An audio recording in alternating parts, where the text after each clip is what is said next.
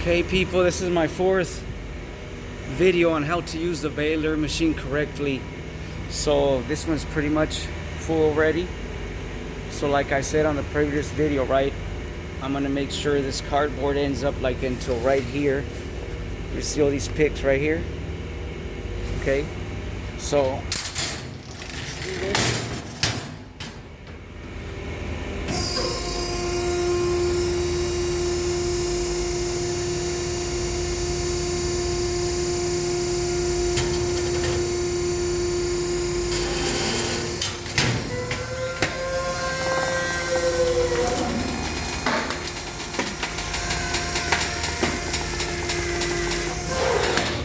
Okay.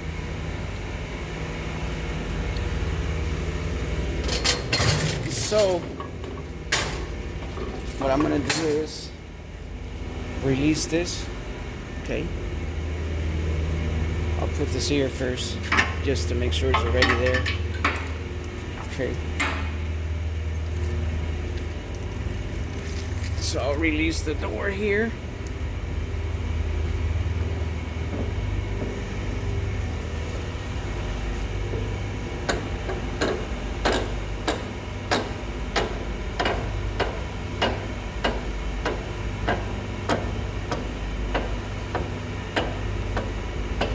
Just to show you exactly how I do it. If you have a better idea to do it your own way, but you want to do a correct job, not a sloppy job. So this is what I'm teaching here. Okay, see, you want the bells to look like that. Okay, so as you see, this is already tight right here. So if I put the wires on here, that's where it's gonna go. It's gonna go here, here, here, and here. Okay, but if I put the wires on this thing like that and then I release, the wires may have too much pressure and they're gonna snap. So what I'm gonna do is release here a little bit. Okay,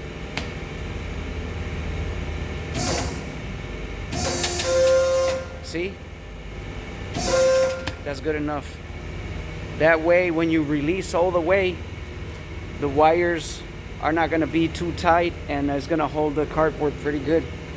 Okay, so this is it for now. Okay, I'm going to make a video when it's already tied up. Okay, because I already explained that I'm going to put the wire here, here, here, and here, and they're going to be tied up. So on the next video, I'm going to show that they are already tied up. Then I will release the plates a little more, and then I'll dump the cardboard into the pallet. Okay, end of vlog.